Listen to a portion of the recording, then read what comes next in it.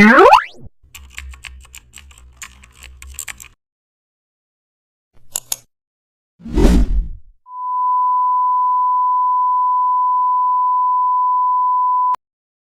back to the channel. Don't forget to like, share, and subscribe my channel.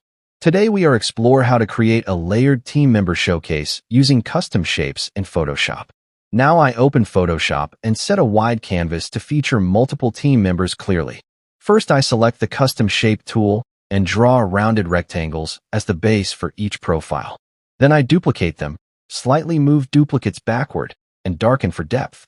After that I add circular custom shapes for profile photos at the top of each card. Now I insert thin rectangles inside for names, positions, and social handles.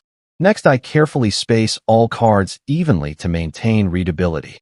Then I zoom in and refine edges for smoothness and modern aesthetics. After this I apply subtle shadows to lift each card softly